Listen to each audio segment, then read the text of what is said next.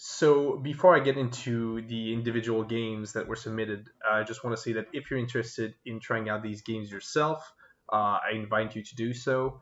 If you just try them out and give some feedback, give some nice comments, it'll really be appreciated both by myself and by people who have, put a lot of effort into the submissions over the summer. So let's get right into it with the first game, which is called Digging Astray, excuse me, and that is a game that is downloadable, made with Unity, I believe. So let's check out the game page. So I started this project a little later than I should have. No worries about that. The whole goal of the game jam was to give a lot of time for people to just take it at their own rhythm, basically, and find out that it does take quite a bit of time to make a game, even if you leave like 2 months. While you're working, it passes by quicker than you think. There are legends of a dungeon that is never the same for any two adventurers. Many have been lost to this mystery. It is said that only the bravest of souls and quickest of wit are able to uncover its mystery, which is where you come in. Explore the procedurally generated dungeon by spawning units to dig and fight their way through. So this is the world's first Sudoku strategy game, which is an interesting concept. And I assume that what was lost is the uncovered treasures that you find under these black squares. The theme of the game jam was what was lost. So you kind of uncover these squares and fight some baddies on the way. And there are four types of items that you can spend your currency on: TNT to destroy blocks, grunts that are kind of pickaxe dudes that are not good for fighting but can, you know, open up some new squares, knights that cannot open new squares but are good at fighting, and then spawner that are basically new spawning points for your units. I did give this game a little bit of a try before the stream, and this one kind of, I'm not sure if there's a use for it, but the other three are kind of useful. So let's just get right into Digging Astray. Right here. So this is the game as it is sent to the game jam. This right here starts the game.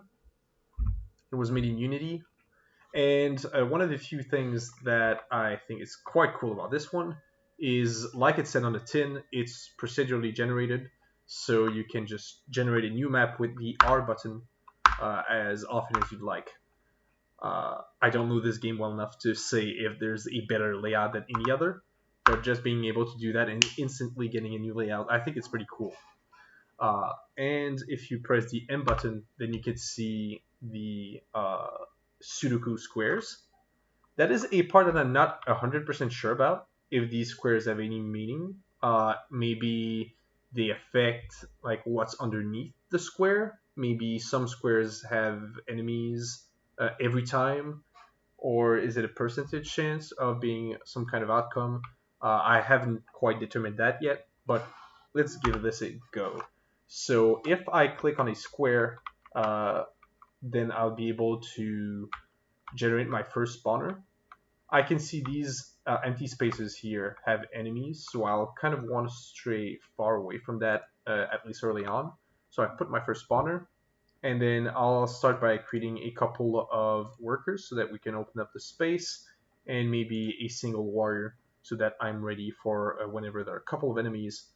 And then why not open up this spot right here?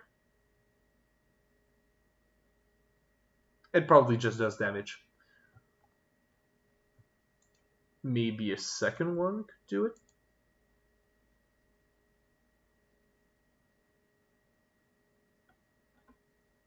Well, I'm not quite sure.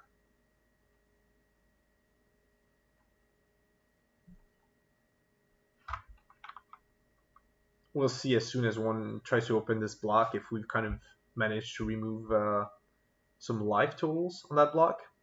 Doesn't look like it. Maybe it's something that I need to put next to a block. Let's give it one more go, and then I'll focus on things that I know actually help my game plan here.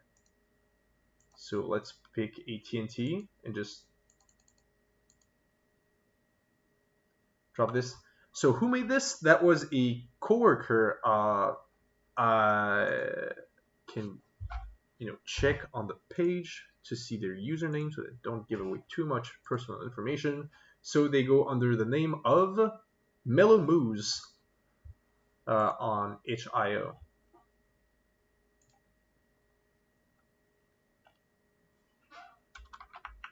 I'll just spam a couple of these. So yeah, basically you kind of explore the entire area, and then once you've uncovered the entire Sudoku square, as you can see, every time we kind of open a spot, we kind of reveal what was the number underneath. Uh, so once you've uncovered the entire Sudoku, then you win the game. It is that simple. But that being said, there's a lot that goes under the hood for games like these. For example, you need to have pathfinding for all the characters. For example, the warriors are going to go towards enemies when they first appear, right? So there might be an enemy in one of these blocks. In any case, I do find that the AI, when there are enemies, is kind of good to just move your characters in the right direction. The workers are just going straight to the nearest block that they can kind of open, so they don't have any survival instincts whatsoever. But for their kind of purpose, I think that works fine as well. Unfortunately, there's no music on this game, which is kind of a tall order. I didn't put any music in mine either, so all the more credits to anyone that was able to add some music to their title. That's quite impressive. So yeah, that is Build Astray, Digging Astray. One of these days I'll get the name right. And it's basically a dungeon exploring game. I can see kind of, if you put this concept to a deeper level, maybe some appeal to do something that's kind of more like Lemmings is a title where you kind of have to micromanage your characters that they don't suicide. Uh, if I could do something, maybe put some wooden blocks or something, so, or things that made the diggers run away, right? So to basically influence their behavior so that they can survive the enemies, that would be a direction you could take it. And something that I think would have been interesting as well is to kind of explain a little bit more what exactly the pseudo squares do. That being said, it's a game with proper pathfinding, proper random generation. It generates, as far as I can tell, always correct Sudokus, which is, that's the question, right? I'm wondering if the Sudoku squares have different behaviors, different maybe chances of uncovering enemies, or to give different gold amounts. Because if they all behave the exact same, then the Sudoku is basically just, you know, a an artistic feature more than one that actually affects the gameplay. Uh, I would hope that there's some gameplay ramifications with the Sudoku as well. I don't. They're not immediately obvious to me, however. In any case, this is the game basically, and the more you have surviving workers, so you just need to make sure that you have enough warriors so that they're kept alive, and you can start spamming it. The end game is a lot faster than the early game. So yeah, that's the game. I think we'll go into the second one now, just to make sure that we're able to cover everything before the end of the stream. Basically, once you're over with the entire Sudoku, it just lets you start over again. So this is basically the gist of the game.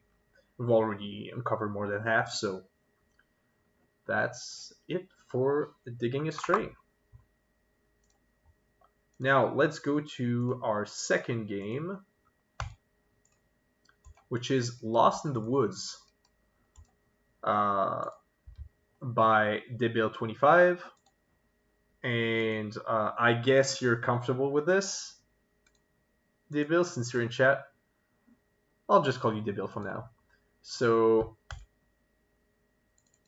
yeah, it's you. Hey guys. So yeah, some distributions for all OSs. That's always nice. And I'm playing on Windows. So this is made with Godot, which I haven't tried myself, but it does look like a fairly intuitive way to make games, and which is always nice. It was a new experience for a lot of people that came into this game jam. So uh, any tools like this that kind of allow you to streamline the process is always a good plan. I'll just log out of Steam and start the game. So the goal of this one is to make it to. I'll actually read the game description instead of telling you myself. So let's view the game page. And after this, I'll come back to these first two games and leave some reviews. I just kind of forgot to do this for the first one. So, Lost in the Woods, made for Flaming Hot Jam. The goal of the game is to get to the candy, eat it, and come back to your starting position without getting lost. So yeah, it's as simple as that. And I say that, and I'm going to lose horribly. So this is a game all about having enough memory to remember the path that you took through a forest before it spins around you and lets you retrace your steps with different directions. So you can't just say, okay, I went left. You need to remember, okay, what was the layout like? So in this example, I would go, okay, it's easy. It's the dead trees. And on the other side, okay, level 1, you just need to move 1 square, so that's pretty easy. There's only one path with dead trees. I'm actually impressed by the baby. I will say the baby's it's a pretty good sprite, you know. It's even got like the 4 directions you expect. It's a pretty good baby. So yeah, you just need to remember that you pass through the threes, and that's level 1. And the more you play, right? Actual walking animations. This is more than I could do. It's an actual PogChamp moment. So yeah, level 2, I remember dead trees, and there's only one path with that, which is nice. And then, what's the word for that? I'll say shrimps. So shrimps and dead trees. Shrubs. Shrubs is the one I was looking for. So yeah, let's keep going as long as we can go and see what my best score is like. I doubt I'll get much further than level 4. This kind of memory game gets exponentially more difficult the more you play. So this one I would say is this one is not very important. This is the important one. So I came in the apple route and then the blueberry route, and then kind of like if I tilt my head with the T, it's to the left.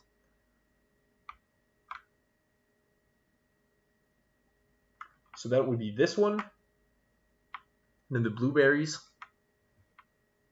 then the apples, and this one is not very important. All right. Level 4. This is probably where I'm going to start running into some trouble. So let's see how good these brain cells are. And if I'm in trouble, I'll ask you guys in chat. So blueberries first. It's the only blueberry. Then dead trees. So dead trees, blueberries. Dead trees, blueberries. Blueberries. Okay, blueberries, blueberries, dead trees, blueberries. Pretty good pattern. Oh, but wait. This is the blueberries in front of the dead tree. Okay, so in front of the dead tree, blueberries.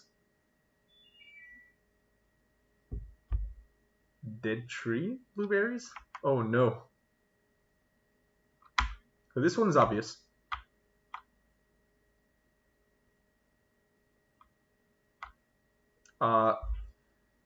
I think it was 2 blueberries in a row, right?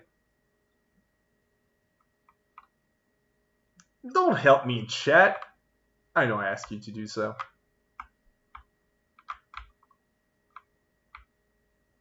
All right, level 5.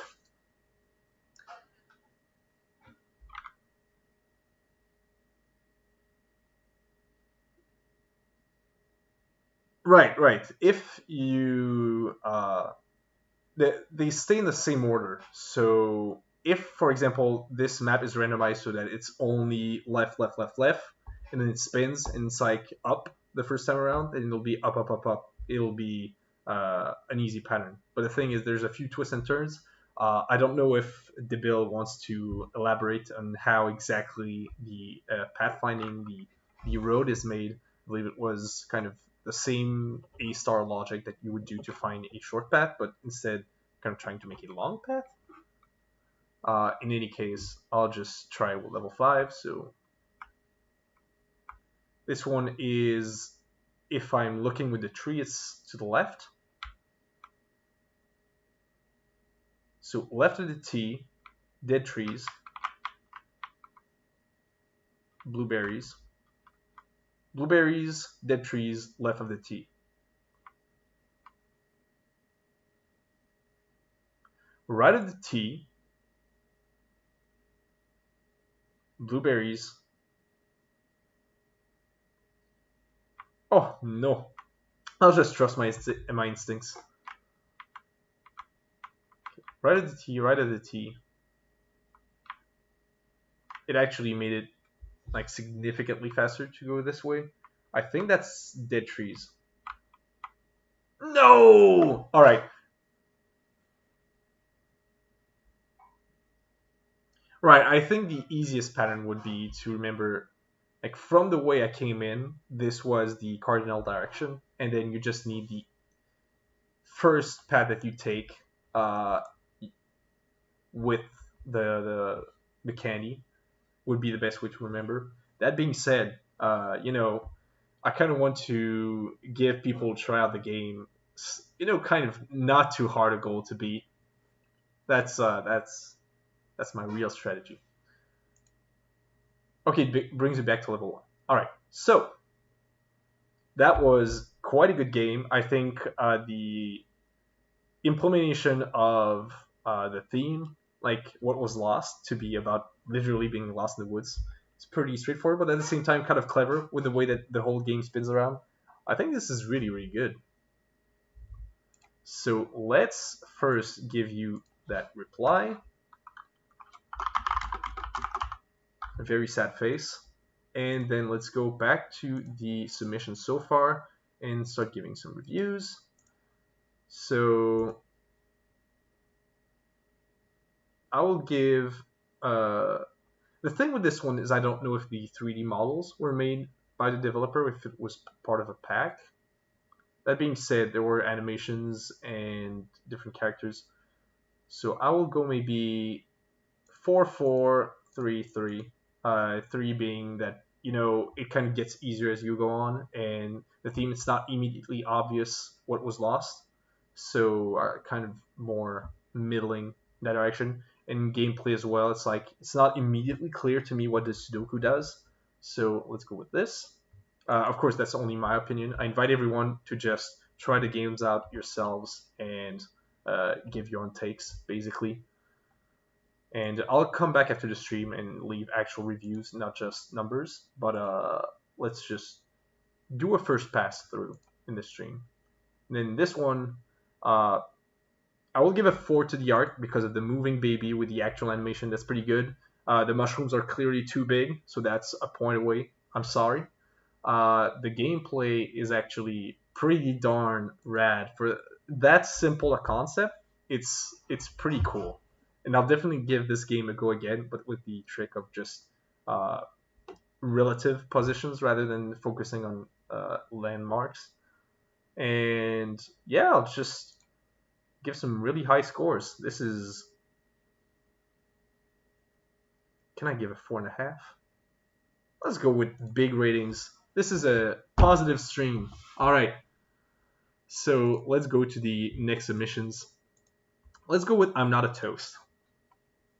So I'm Not a Toast is a survival game where it's kind of funny. Like, ironically, another contestant.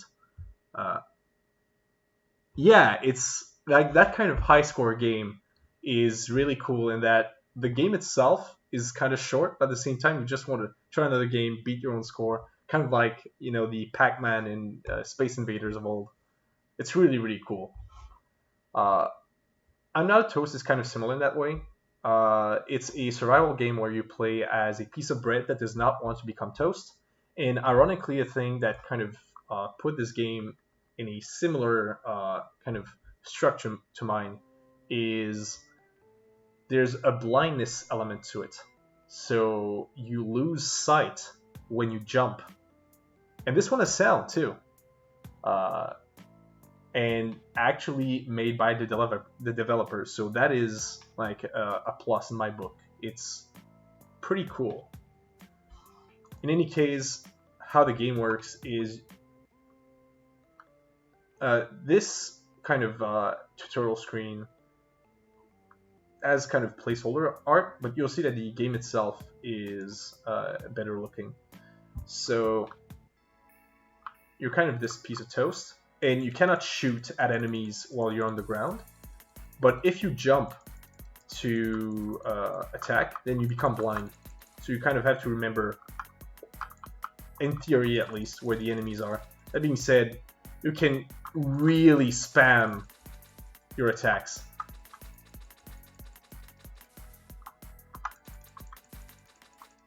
So it's actually kind of a game about going left and right while you're in the air. This was made by, I believe, just someone who found the game jam online. I don't recognize the creator of this. So I'll go to the... And this just gets trickier and trickier as you go along, because, you know, the player has to die at some point. But it's definitely an infinite survival kind of game. And at the very beginning, I became toast. So at the very beginning, I was thinking, oh, maybe there's platforms that you need to...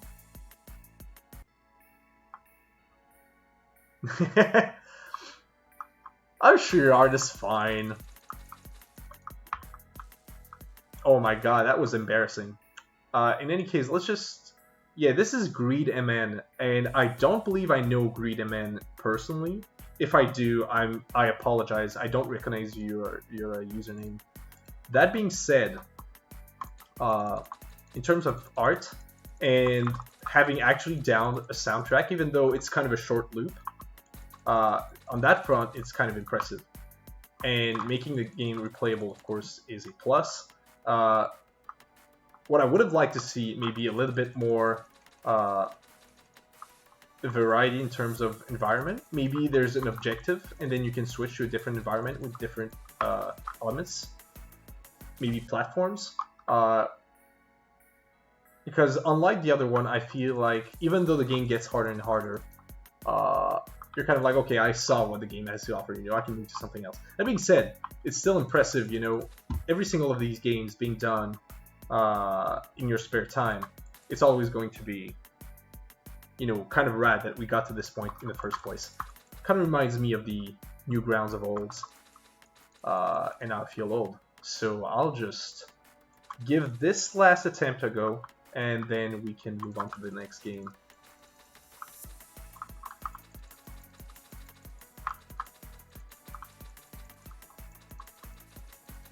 In the end, it's funny though, because you've got all this quite nice pixel art, and like almost half of the time is going to be entirely blacked out. Whoa! Whoa! I got targeted in the air. That's unfair, man.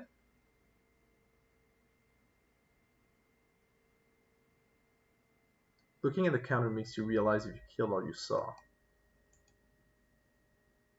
Looking at the counter. You mean the one in the top left? It's basically a high score kind of mechanic. Yeah. So I think I got up to 50, something like that. And you can tell me if you beat it on your own. It kind of gets crazy, the amount of fires that spawn, and I got sniped in the air, so that was like a complete robbery. So I will say that in terms of art, having an actual soundtrack and good-looking sprites, definitely a 5. Creativity, I will say, taking I'm toast as in like I lost, but turning it into actually not wanting to be toast, pretty cool. So I'll give this a kind of a 4 on theme, maybe 4 on creativity and 3 on gameplay, because gameplay lacks a little bit of sporadic, as I said, but this was still quite good.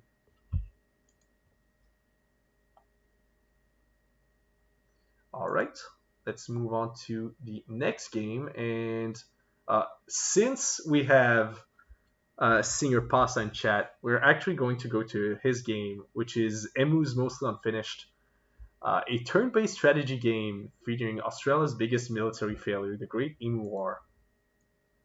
So, like, already I'm seeing this, and while I'm guessing those are emus. Yeah, they look like them. So it's kind of funny. It reminds me a little bit of tabletop simulators visuals. It's definitely like we're only missing textures kind of vibe, which is not a bad vibe. It's a kind of lo-fi vibe. In any case, let's see if the gameplay is any good. So how do you play this? Select units and buildings. Move unit on green circles or attack on red circles. Okay, so it's kind of like Civilization where you select a unit and then you kind of click on a square after selecting one to take an action with that unit. We'll see what selecting a building does. I haven't tried this one yet. And I need to kill all the emus. Is the joke going to be that it's actually impossible to kill all of them? We'll see. So you will start with 4 nicely spread military bases. 10 farms will surround the bases, controlled by an AI.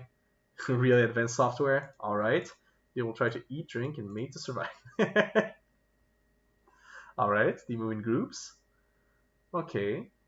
Yelbank provides a limited food source. I love the confidence here. Units have a limited movement range per turn, can attack once per turn. I think we're all emus in this world. Units have a limited movement range, can attack once, consume rations over time. They might desert in the desert. That's cute. That's cute. Limited amount of ammunition. For motorized units, you also have to keep an eye on their fuel reserves or they will not be able to move. So, quite accurate, and you don't need patrol. Okay. They did not really use tanks during that war. I would hope so against birds. But even so, just losing a lot of infantry is funny in and of itself.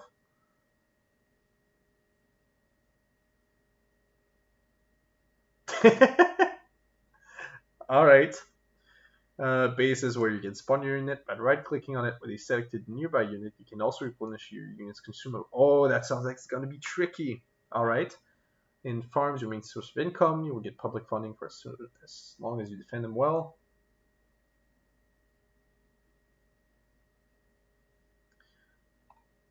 Interesting. Alright. Let's give it a shot and see how far I can survive in this emu war. Tell us if you managed to beat the game. We never did it ourselves. That's a bad sign already.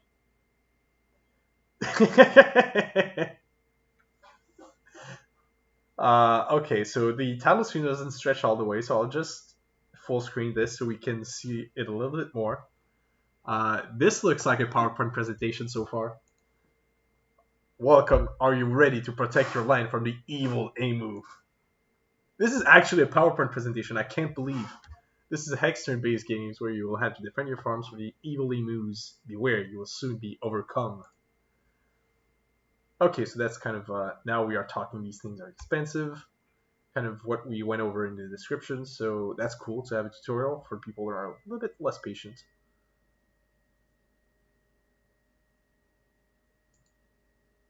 You cannot build more. Good to know. Will you be able to kill them all before they destroy 3 of your farms? Okay. It's a top-down perspective. I thought it was going to be... Oh, okay. When you zoom in, it kind of gives you the side view. So now I can see that there are emus over there, but... I see.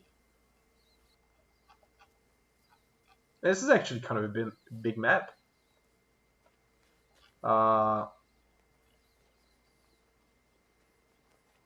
So wait a moment. These would be my farms, right?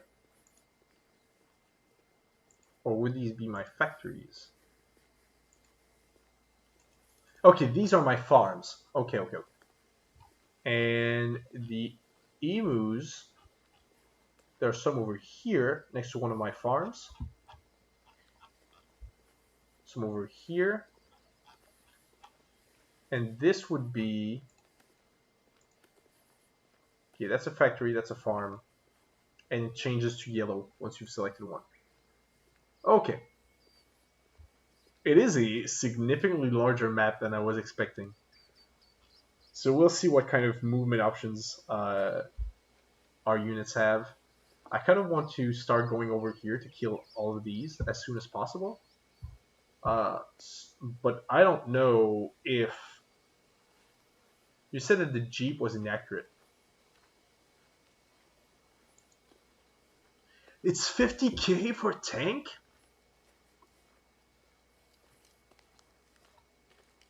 That's outrageous. We don't have the tanks we used to have. Okay, I don't have any money now, so I just have these tanks.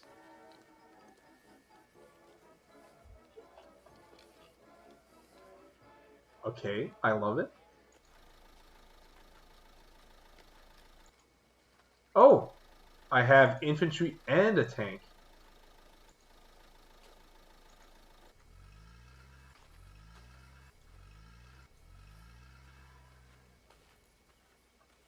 Oh, right, that's a good point. That's a good point. All right, I'll just quickly move myself right to the top left. It looks like you kind of have to move your units once at a time.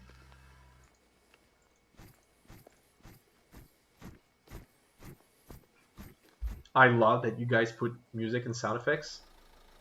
I don't have any money right now, so I think that's it for turn 1.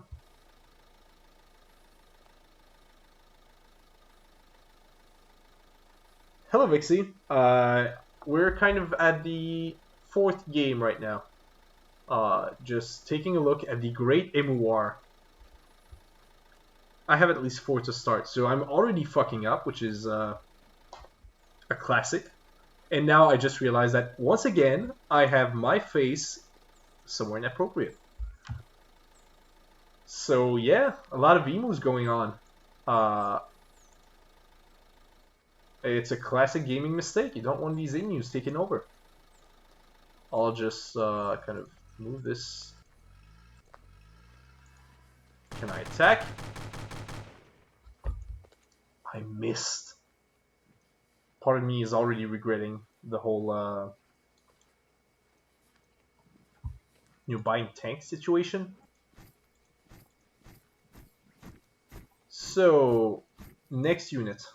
Okay, I have some over here, and the nearest emus would be probably the ones in the bottom right.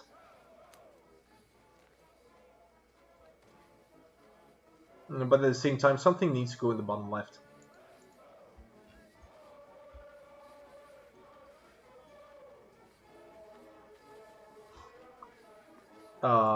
So let's just start moving towards that.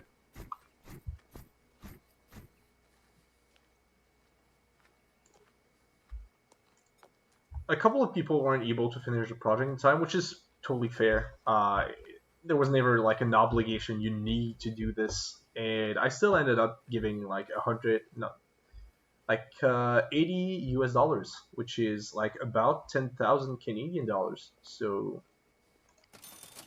that's not nothing. Oh, okay, infantries are actually kind of cheap. It's good to know. It is good to know. So I can start building again. I will say, the camera keeps kind of zooming in and out for me, which is kind of strange. But other than that, this is a pretty cool, historically accurate game. with music as well. Oh, I had Jeeps. Okay.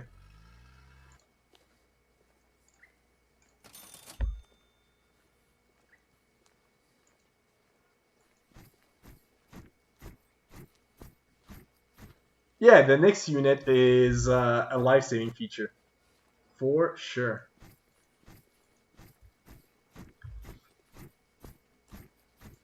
Also, the fact that it's 1,000 at a time to...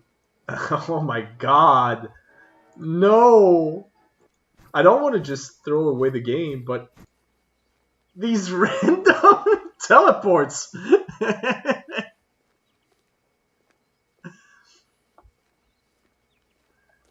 Like, maybe if I zoom in a little bit more, it won't be as much of a problem. Okay, let's a little bit more stable.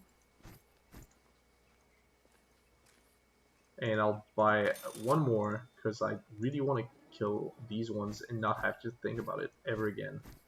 And then I can just...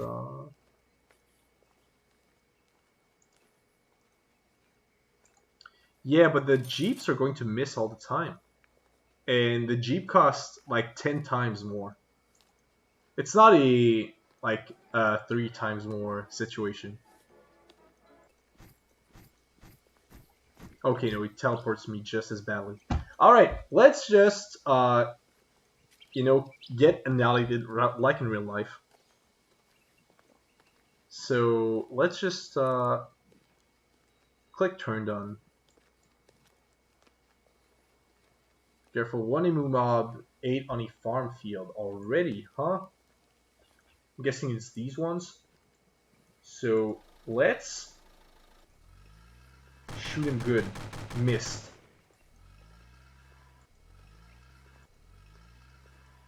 Well, at least I can move a lot.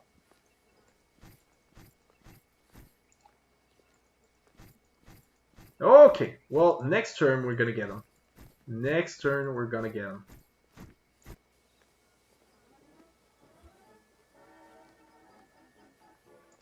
Let's see.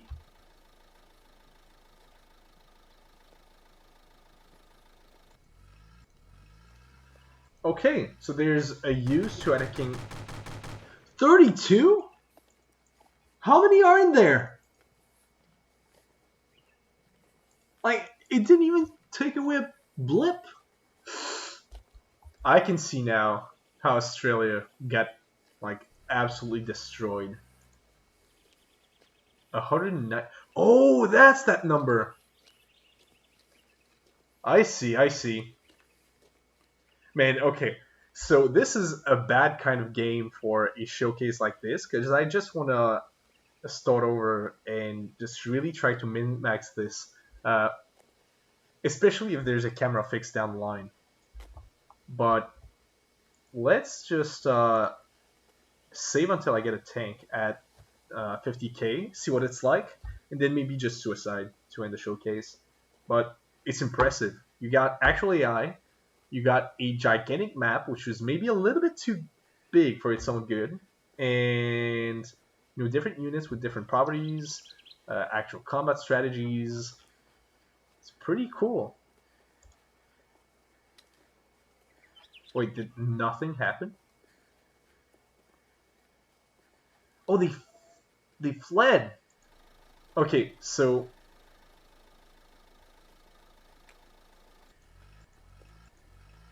only the tank can follow after them.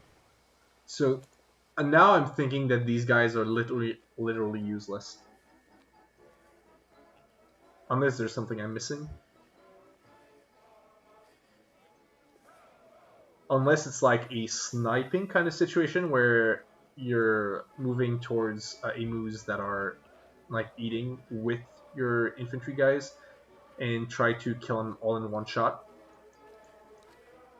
Something that could be cool is if there was, like in Civilization, a way to combine units to make a larger pile, so that you could move a lot of units around. But this is like, take away the glitchiness of the camera. I'm really impressed by this. All right, let's go all the way to 50k.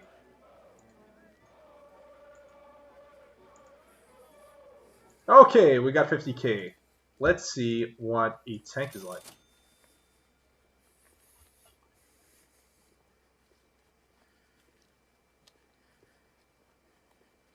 It, okay, so I'm hearing some breathing. Is that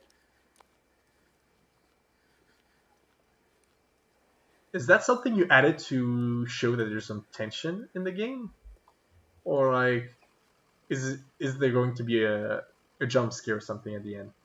So it looks like 4 movement. Uh,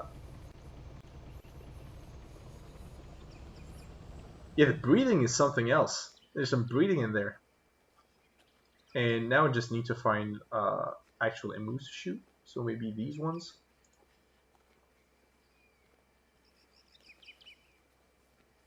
Uh,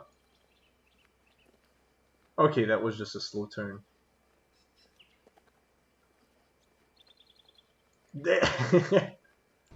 I'm gonna get him.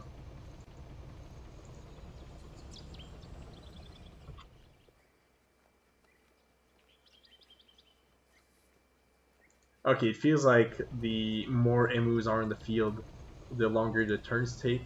Maybe not. Okay, can shoot from pretty far. Missed!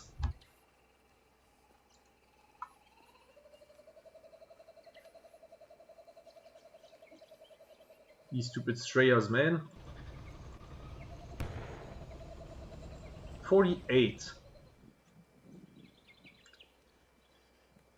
Alright, well, let's just suicide. That being said, I wonder, is there, in your playtesting, oh, that makes sense. The further away you have, the less chance to hit. That makes a lot of sense. Is there somewhere in the UI where you kind of show your hit chance? That would be pretty cool. Uh, in your playtesting, did you find any situation where you were completely out of munitions or food? I'm guessing emus don't directly attack you. They just attack your crops. Just above the buttons. Okay. Okay, so next turn I'm going to give it a try. Above the buttons. Oh, it takes time. At that range, the probability of hitting targets is 60%.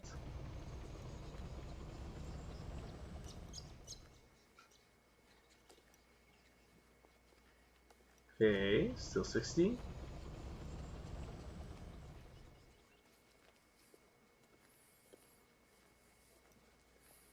Yeah, it's literally XCOM, but better. 70, alright. Missed!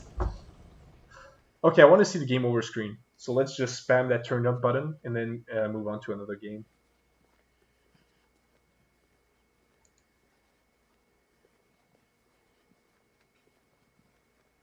So this game said that I needed to lose 3 farms in order to lose the game.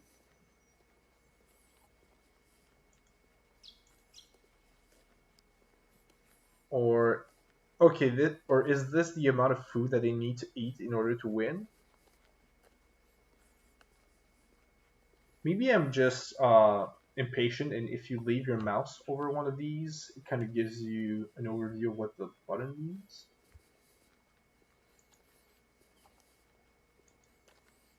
Oh, I see. Okay. Okay, okay.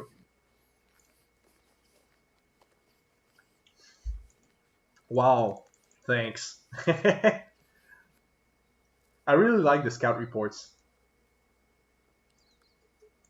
Like telling you that emus are making kids and that you are basically the worst military surgeon existent.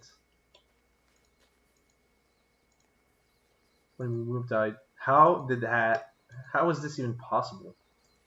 Are they unable to eat or something? Wait, what? Anyway, there's too many of them, so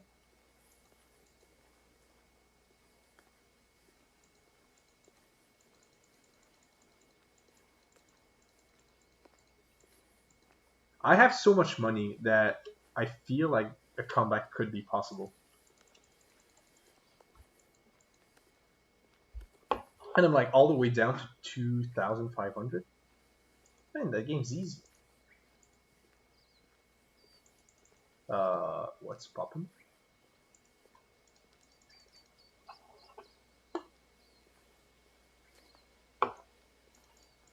Right, just tell me that I'm a poor manager, and we'll move on to another game. I want to see the game over screen, right?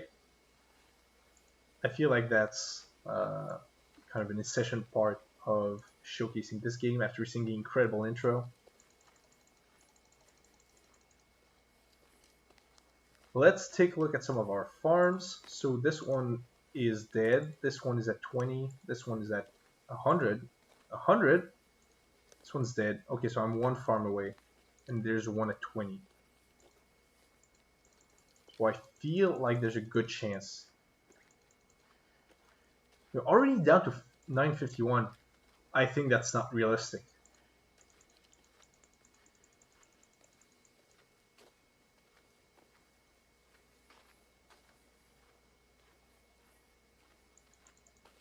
It takes forever to die but longer to win. Isn't that just the perfect metaphor for real life? I wish I could click turn down without actually moving the camera to the right. But I guess this is fine too.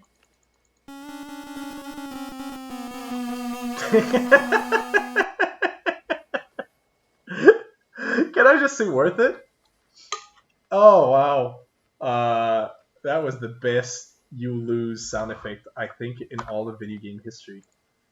So I don't think it's even fair to give this a rating. You know, this is obviously game of the year like territory. We're talking about straight certified freak 20s out of 20s every day of the week.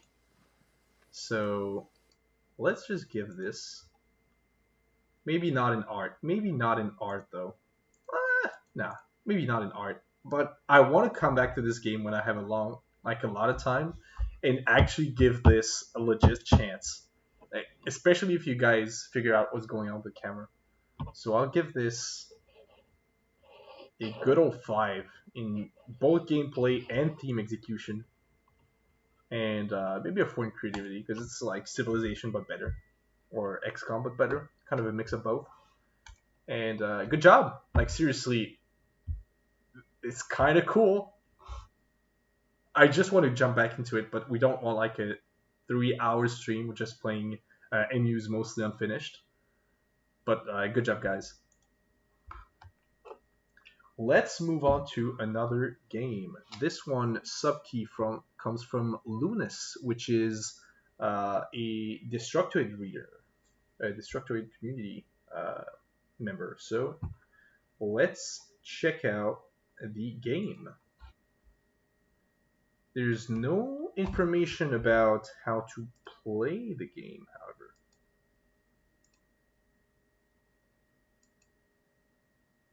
So I'm hopeful that in the game it'll be like immediately obvious. This is something else that was made using Pico 8, which I use for my game. It is quite nice. Like it's a seriously nifty development environment. Let's try to resize my window. All right, let's try this. Left and right to move around. I'm already kind of digging the animations on the slime, kind of how you're breathing, and then as you move, you're kind of. Okay, so it looks like it's a platformer with a chronometer in the top right. Up, down to use a ladder. Oh, fancy. All right, all right. I wonder if there's a gimmick with the C button that kind of relates to. Yeah, the animation is really nifty.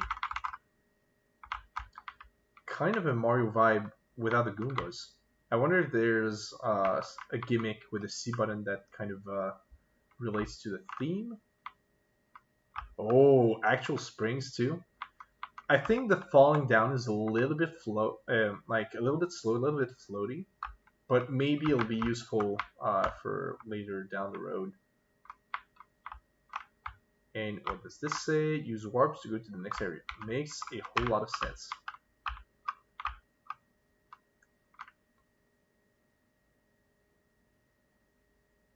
Press circle to use the cursed action. Okay, so it kind of changes your inputs. Interesting. So maybe down the line it'll be another one of the buttons like the directions, and you kind of have to use C instead of a direction button. That's pretty clever. So in this case, I cannot move right unless I press C. You kind of need to press C to see that. Oh, I don't like this. It feels off.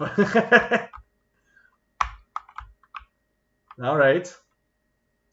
I wonder if at some point you'll kind of have two different buttons that are deactivated, and it kind of changes depending on the timing. Because there's a timer at the top right, and if that doesn't play into account into anything, I'll be kind of disappointed. But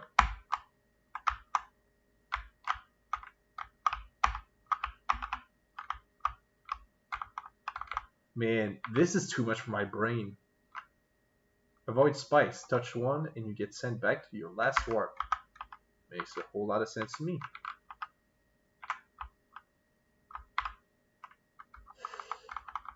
I'm gonna call touchy on that hit detection. Maybe what I think is going on is like the entire square, the sprite is listed as being an obstacle instead of just the part within. Like instead of using parameters on the block that says this is a width of something, just using in the map editor, this block is poisonous. That was just a tutorial. Okay, I'll try to kind of hurry up a little bit there. Well, this is kind of creative. So at the beginning, I was like, okay, it's just a standard platformer, but just having to realize, for example, that I cannot just move right here, which is the obvious thing. And I think the worst part is really when it comes to your left and right buttons. It really trips me out.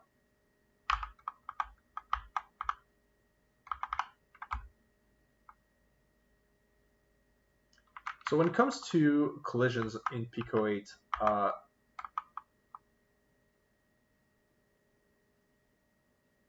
I'm guessing that's the end of the game. Or it crashed, but I'm thinking it's the end of the game. So short and sweet. Of course, I'm thinking you probably meant to have an ending or maybe a final level or something, and you just kind of didn't have the time, which is completely fair. But seriously though, that gimmick, quite nicely thought out, works well with the what was lost, which is your regular controls. And going back to the question, Pico 8 has a built-in collision with the environment in the background, so you can use something to check what kind of tile is under you. And that's what I think was used. And if you want to use some in-game objects and then set up collisions with them, that's something you have to code yourself. Of course, everyone kind of has this problem, so there's a lot of examples online to figure that out. And maybe that was added to Pico 8 down the line. I don't know the entire documentation by heart, but I went with something custom myself. That was inspired by existing code, of course. So that was if we had just a little bit more meat, if we had just a little bit of maybe a final level, maybe an ending, that would be a straight 5 for me. I think the gameplay is the best part, so let's go with 5 on the gameplay, maybe 4 in the art, lack of music. I kind of complain about that because I didn't do any either. Creativity, that's a 5, and a theme action, that's a 5. The game's a little bit floating. I was thinking, man, this is almost a straight 5. This is a really good game. This is good job, really good job by Lunas. And I was kind of scared for this one because they submitted, I think, 2 minutes before the deadline. So, and I saw in the forums that uh, they said something like it's 4 a.m. here. I didn't realize that the deadline was today. So hopefully you have a good night of sleep after this. But yeah, just a little bit at the end there would have made this a really, really good game, in my opinion at least. Let's go to the other submissions. So we have Airspace, Time to Go Home, and my own here. So let's go to Airspace, and these two are both Destructoid readers, which I know quite well. So let's go with Airspace. You're flying through space with depleting oxygen. Collect the glowing air bubbles to increase your oxygen level. The game ends when you run out of oxygen. Use the arrow keys to move. Seems simple enough. And what was lost, I guess, was your oxygen supply. Kind of tragic. I wonder what kind of framework it's using, because I didn't see any logos on the start there.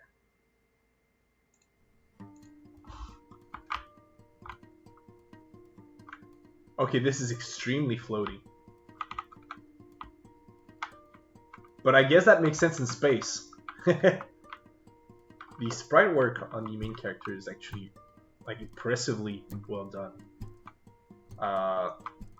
This is Pero's, right? Yeah, Pero makes some quite nice art. I've known this before. I didn't think they were a game developer before. I could be wrong on that, but yeah, this is very nice art, both on the main character, the bubbles. I haven't seen any way to full screen, but I can press F. I thought I could press F, but I guess I'll press F instead because I died. Yeah, okay. It's tap and hold or tap and hold. What? Did you change the controls on that? Anyway, that's as big as I can get it. Unless, let me see if I can do something clever.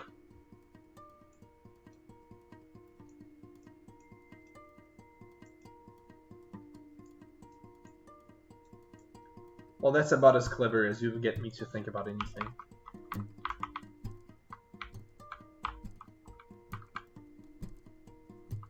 The one thing I'm noticing right now, though, is that you're kind of limited to a very short amount of time.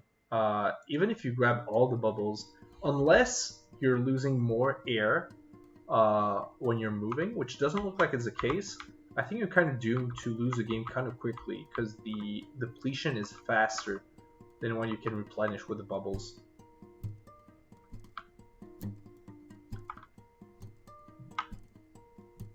That being said, cute looking, actual music, kind of morbid, because the guy looks like he's having a good time, but you know he's kind of actually drowning.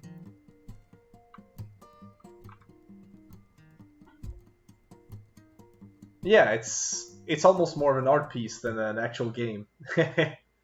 But quite well done nonetheless, emulating the space physics and just the work that went into the art itself.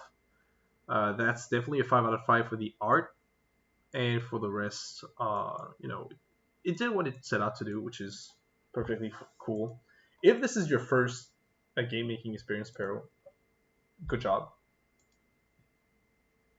And if not, good job as well. You kind of did this in your spare time anyway, but I think the art was really what sold this for me the most. So let's go back into this and just give you some 5 of that art, and then maybe something like this, and yeah, it's time to go home.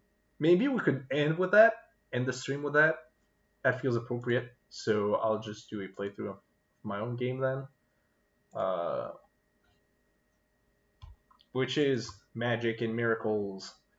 It's something I did to learn Pico 8, which is something that I wanted to do for a little bit now, and it's kind of like I won't say Dark Souls. I'll say something a little bit like Nier, in that it's an action game where you dodge bullets. In this case, it's sort of Pacific because you're not actually attacking anything. Your goal is to seal some temples. Uh, there's a lot of writing in this, and like reading your own writing is kind of cringy. So hopefully this doesn't do too poorly. Wait. We can just begin like this, not without an introduction.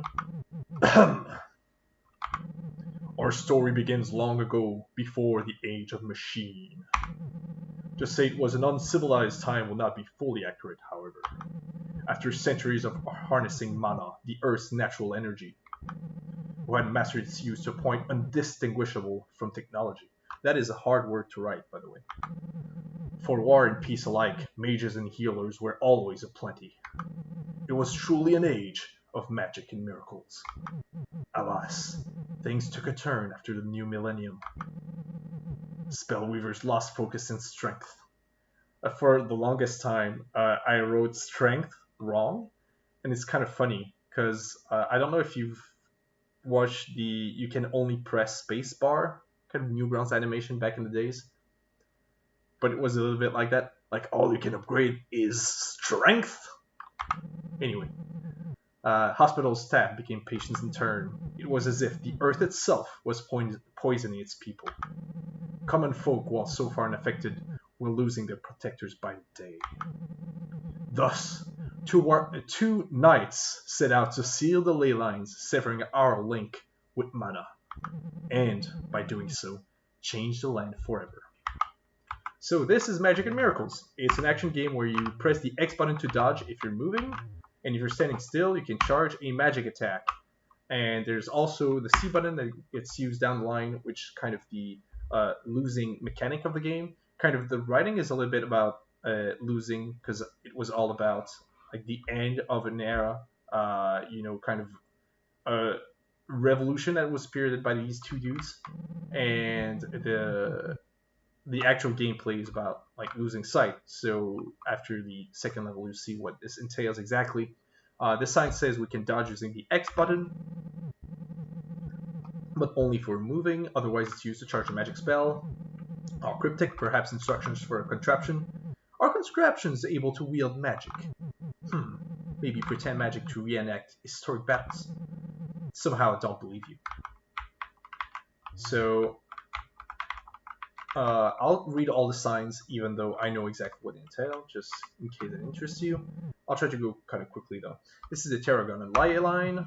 Within this holy land lies the foundation of the world as we know it. From the heart of these studied halls springs forth mana. From this well do our mages find the strength to fight off evildoers. From this spring do our healers find blessings to help the weak recover. She's our muse, our ally, our guardian angel. She's a gift we receive from the Lord above. To keep her graces everlasting, many traps have been laid in this temple. This danger will only get stronger towards the center. Now that you've understood the significance of this land, be gone. Leave this sacred place be. An appropriate warning, but one I cannot heed. Full screen. I'll try my best. This is a square ratio, so you cannot get much better than this. Hopefully this is good enough. Like, reading English is hard. I don't know if Pasta was reacting to my reading or to the full screenness of the gameplay, but I don't see any... I think this is as full screen as it gets. Unless... Like, I can definitely... Oh! I need to be off of the browser full screen to be full screen with the game.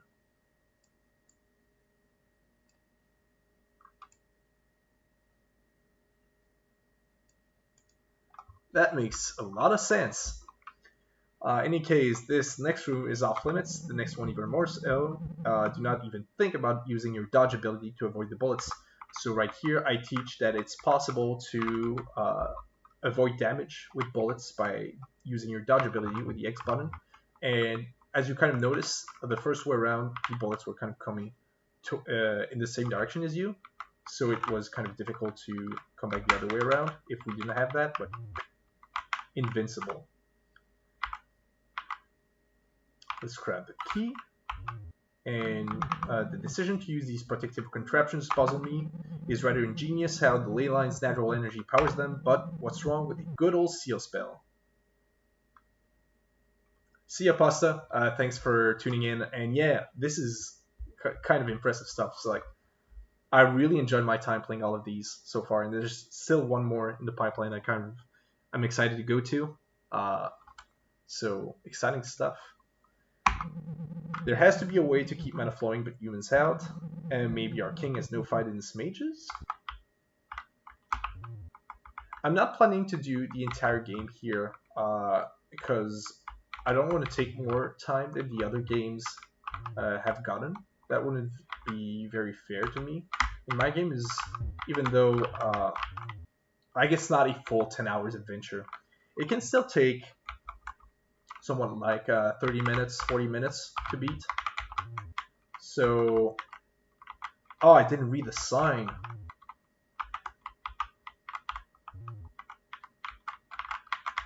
That's kind of embarrassing. Since discovering the wonders of mana, one thing has terrified us, the thought of losing this wonderful gift. So a search expedition led by a talented mage Sir Cecilis led us here to the source so we can protect it with all we have. So this gift may remain as it is for generations to come. Do you believe the blight we're facing is man-made? Man-made or not, our goal is the same.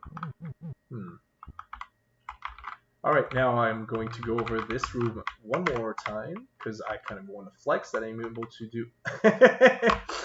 Alright, I was going to say the entire way through 3 times without dying, but I guess I died anyway, so there's absolutely nothing to be proud of.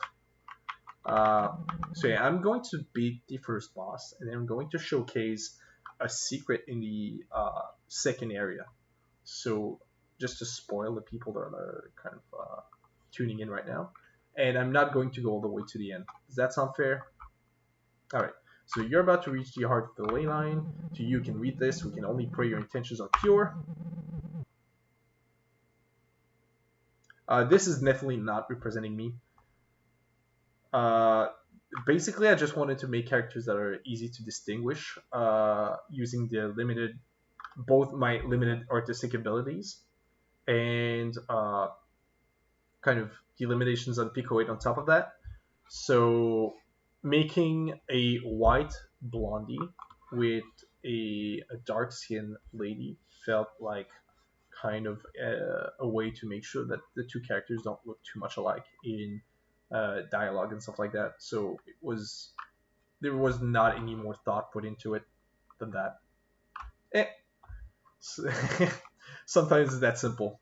It is not too late to turn back. Let's go over the plan again, okay? Sure. The heart should be rich in mana. It should let you charge a spell strong enough to seal it, but in all likelihood, it will be protected. Hard to focus on a spell like that while you're being attacked. I did want to also make the personalities kind of contrast a little bit, so the blondie is like more serious, and the dark-skinned warrior is like more upbeat. It's not really important, right? It's just what I wanted to make contrasting. Like I put everything different. Of course, like if for some reason someone were to make fan art or something of this little Pico 8 game that I made for Game Jam, they could do whatever they want. But that's just the way I was thinking when I made the sprites. How to focus on a spell like that when you're being attacked. That is why you should charge it from outside. I will assist you as best I can from the inside. To assist the spell, press X while standing still. Alright, so first boss. Sir Cecilis. I wonder how you feel about the current situation where you're still alive. There's a conversation I would rather have liked to have. After we seal the ley line, you'll finally find rest. So basically, the first first the mechanics. So kind of when you're moving, when you're moving around, you press the X button, you dodge. And when you're standing still, it allows you to do this magic attack. The reason why I did this like this is just because Pico 8 is limited to 2 buttons. And I wanted to move 3 different actions on these 2 buttons, which is kind of tricky. I didn't want to have a special action that was press both buttons, because I wanted you to be able to do the other action, which we're not up to right now, with either of the first 2 actions and still work. So that's the best I could come up with. Something that could have been done is just automatically attack if you're standing still, which would have been a solution as well. So when it comes to the boss fight itself, the first boss, the first 2 parts are kind of automatically aiming at you. So it's something where it's almost more interesting to move slowly than to move quickly. In the first one especially, you're kind of trapped within like this radius. So if you kind of move too fast, you'll kind of collide with the other extremity of the cone. And not only that, but the bullet patterns that are targeted straight at you will have a more difficult pattern to avoid if you move quickly. So only the third one has this kind of static pattern, which is this double helix. Not exactly a double helix, but you kind of get what I mean. And in that case, you can find safe spots where you're able to attack for as long as you want. Now, the earth rages beneath your feet. Cast a spell, shakes your body down to the core. Max HP goes down. In this game, you don't have upgrades, you have downgrades because of the curse that's put onto the world's mana by the bad guy of the game, which I kind of spoiled that there's a bad guy, but basically, because you're using magic in these fights, you're powered down because of the curse that's put onto you. Then finally, calm. The ley line has been sealed. You can no longer feel the overflowing, bearing flow of mana around you. And we did it, so we can move to level 2. 1 down, a few more to go. We can do this. So this is level 2, which is a fire-based level in Naples. Within this holy land lies the foundation of the world as we know it. This all seems very familiar. So we're not going to read the entire sign.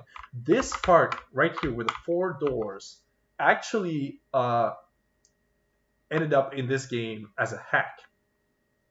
Because the way that I'm doing Collision is I'm going through this entire list of actors, basically these objects that I have, and I treat them in order of Y position. And that is an issue in this case because the player would be treated first.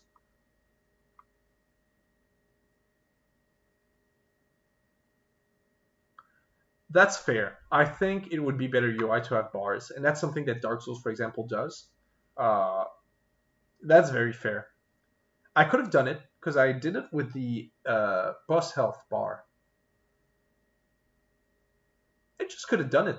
I'm not even going to try to find any excuse. I could have done that, and I think that might have been a better design. It would have taken a little bit more space, but there's a ton of space at the top.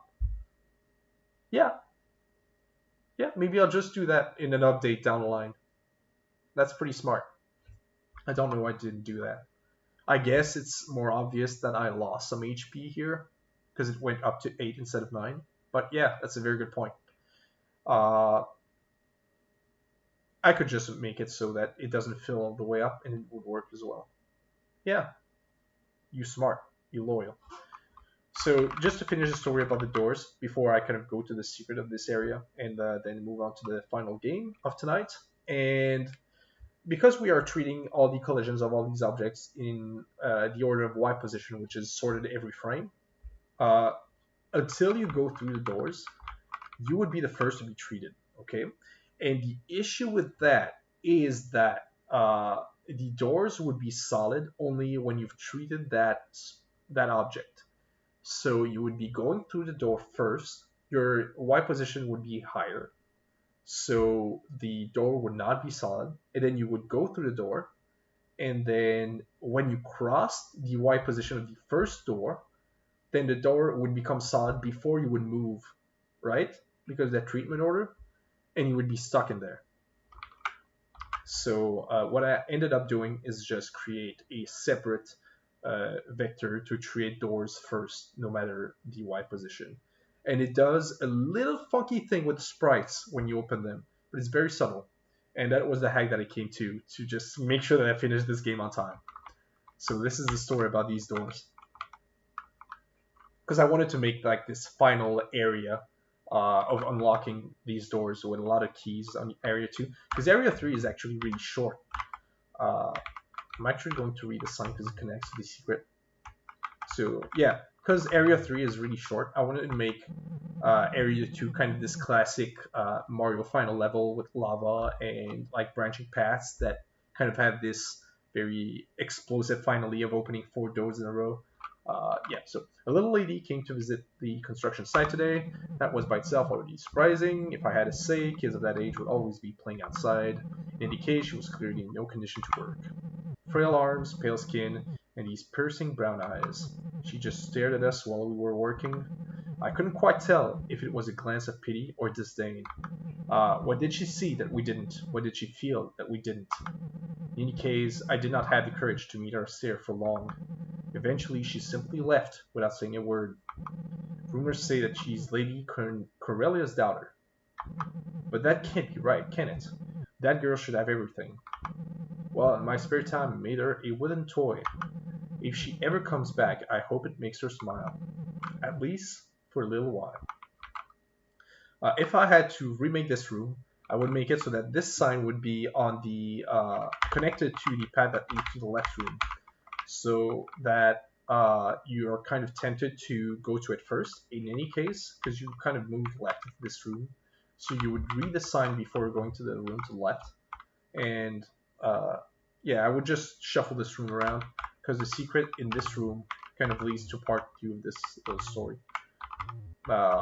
Any game that is this short, you cannot do any secrets that are like really worthwhile. I'm not going to make a costume for this or anything. So you kind of have this invisible corridor that leads to this peaceful area with a final sign. The little lady came back. Again, she stared at us with the same distant gaze, but when I gave her my creation, something changed. She didn't smile, but she shed a tear, and now I get tight. Looking at it back then, it felt like, for some reason, a work hurt her even more than us. Like we're breaking something that should never have been broken. It made me think about how this place will be remembered, what kind of suffering are hiding between, I wrote between instead of behind. Okay, well, that deserves a patch, so I might as well patch a few more things too. That's embarrassing. That's why you never read your own creations. Gonna write behind in capital letters and push an update. You know, they say the world will end in a little over 1,000 years. Do you think we'll have figured it out by then? In any case, the little lady said she'd pay me back before leaving. While I was only doing this to cheer her up, I have to admit, hearing these words made the day spent here hurt a little bit less. And with that bittersweet sign in this secret area, this is where I'm going to leave this game. I'm not going to go the entire way to the ending because we still have 2 more bosses to go, a lot of this second area, and this stream has been going on for a little while already, so let's just move on to the final game. There is a lot of dialogue in there, and it was actually pushing against the limits of Pico 8.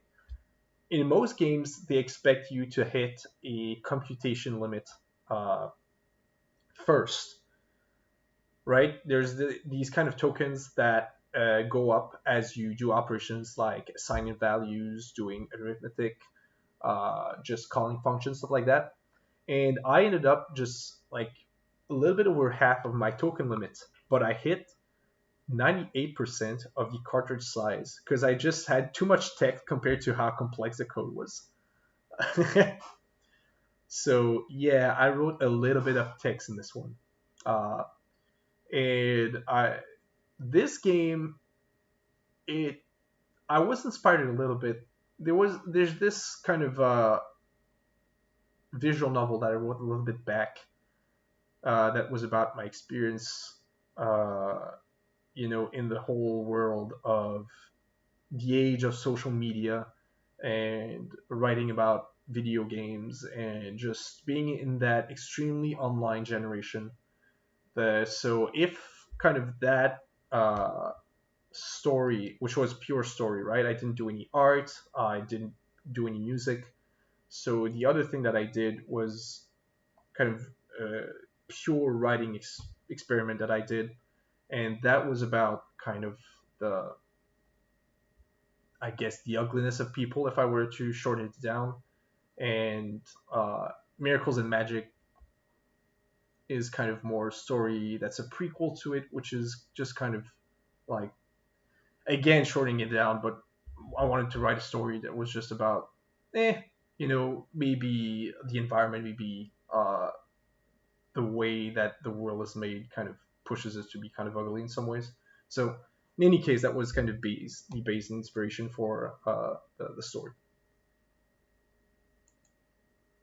Yeah, I don't write a whole lot. I wrote about video games for a little bit, but writing fiction was really something that I tried with this, and I figured, hey, I enjoyed that, so you know, I could try to put a little bit more writing in my game, and I maybe I'll have like a dedicated story, like an actual novel. Feels like it would take a lot more inspiration, but maybe, who knows. In any case, let's move on to the final game. I do have an idea for kind of a conclusion to that three part, and we'll see if I ever get around to writing it. We'll see.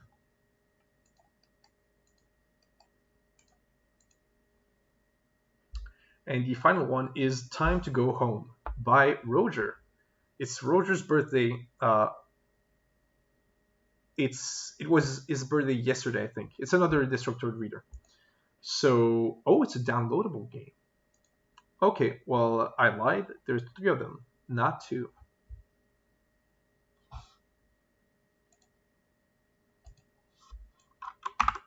Let's see if it works on the first try.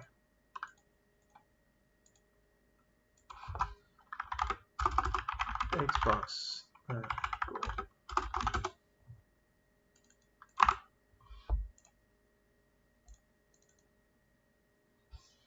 All right, this is the classic issue on Windows where you kind of make a game, but Windows like, oh, what is this strange file that you're running? So hopefully there's no Bitcoin in there. Time to go home. Is there a full screen in this? Does not look like it, so I'll just zoom in. Very professionally. There we go. All right. Space to flip coin, space to catch. Were there any instructions there? It's been a nice evening. Time to go home. It's not a very long walk. Okay.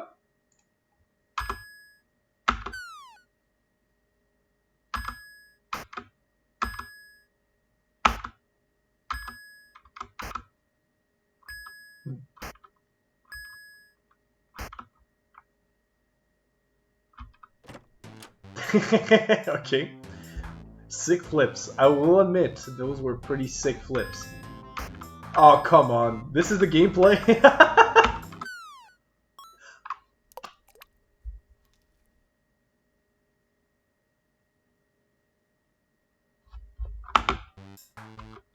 No! Okay, alright. This is kind of pog. Oh my god, that's what you lost. You lost your coin, so now the gameplay sucks.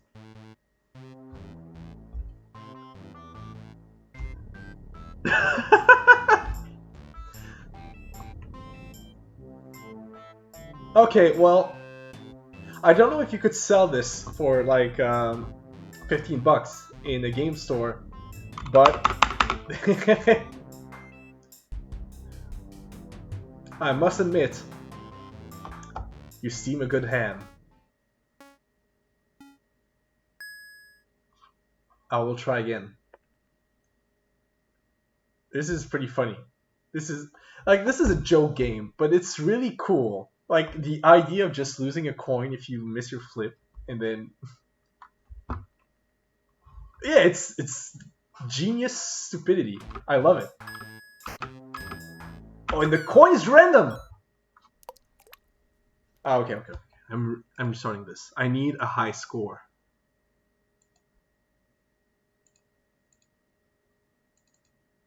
I should have guessed it because the name on here is Coinmans. Oh, I moved it. All right, perfect.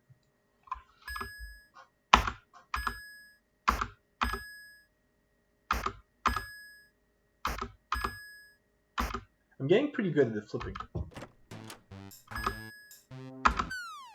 Oh, I should have said that.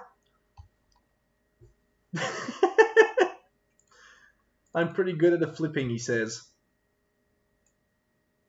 I gotta get at least 5 heads, you know?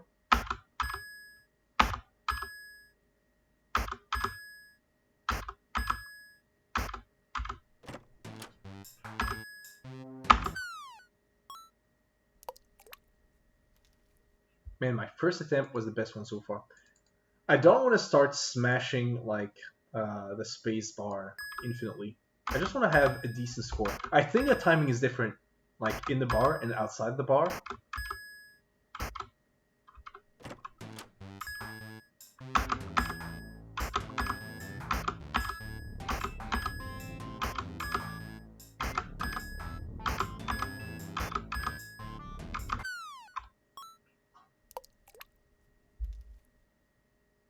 I can do better than that. I can do better than that. Yeah, that was a pretty good attempt for a little while. I gotta say, as dumb as this has got a smile on my face, you know? Yeah, I just rage quitted because I want to do better. You need to finish the entire way to your house.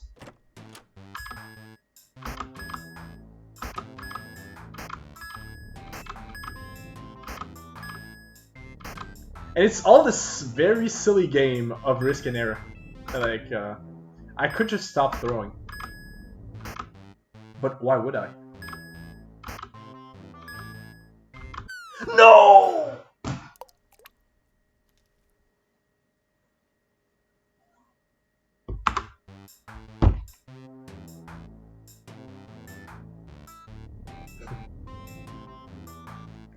I'm gonna see my score as well. I'm betting this is a 4 tail and 3 head situation.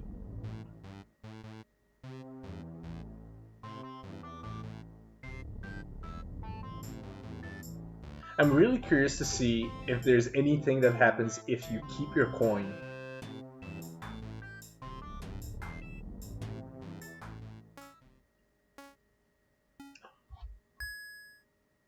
I got the 5 heads.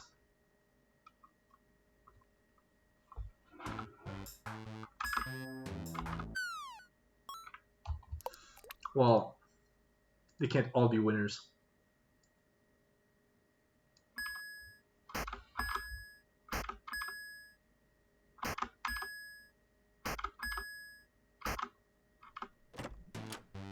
This is my final attempt, then we'll kind of end the stream on that. I kind of want to... I want to have a couple of successful tries and then just keep the coin until the end. See if anything different happens. I don't need that to give a good score to this game because it's really good and really funny and really dumb and really good. I really like that you start out with a tutorial as well. That way it feels even more embarrassing when you kind of drop the coin on the first go. Like it keeps happening.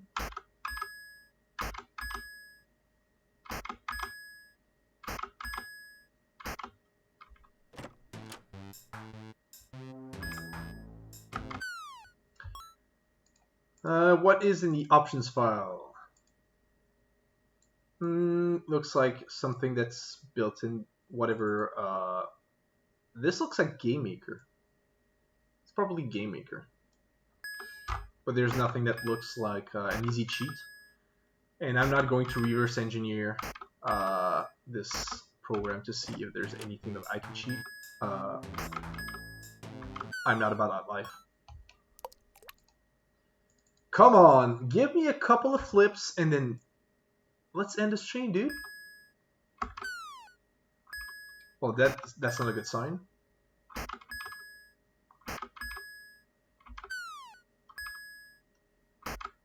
I'm tilting. I'm tilting. This is not good. When you're a professional coin flipper. Actually, rage inducing. This could be the next. What's the name? What's the name?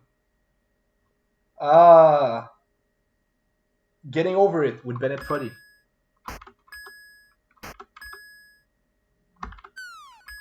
I didn't pay attention. Like, imagine a game with lots of distraction in this core mechanic, and you needed to have a certain amount of flips in order to progress to the next stage. Like, this actually has, in my humble opinion, some really stupid potential to be a bigger thing. I didn't keep the coin. I was greedy. Alright. This is the last one. I'll just get, like, maybe 4 successful flips, and then I'll stop, and we'll see what happens.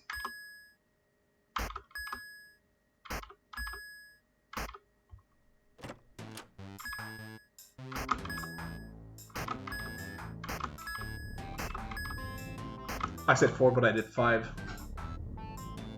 What you gonna do about it? Alright, I'm gonna do one more.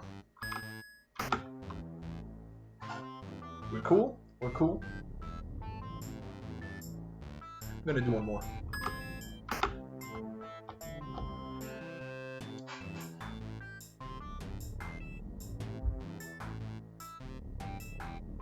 One more. Alright. No more flips. I've ended my life of flipping. The age of flipping is over. One more. Oh! Okay, nothing happens. Still, what a game. Of course, since I don't need to keep my coin, I could just spam, and there's no reason to wait. But, you know, this is a lovely time, and I'm glad I got to share this moment to you all. So this game by Roger, an actual slam dunk. I'm going to give this good reviews, and that's the end of that. Art, it looks perfectly fine, and he did his own music. The team execution is going to be a straight 5, because you lose your coin, and it's creative, and the gameplay is a straight 5. So, it's it's a slam dunk. Alright, and with that, thank you so much for watching my stream, and I really suggest that you just check out these games for yourself, and give your own ratings, depending on your own opinions. This has been quite a fun time to work on this game and seeing what you guys came up with.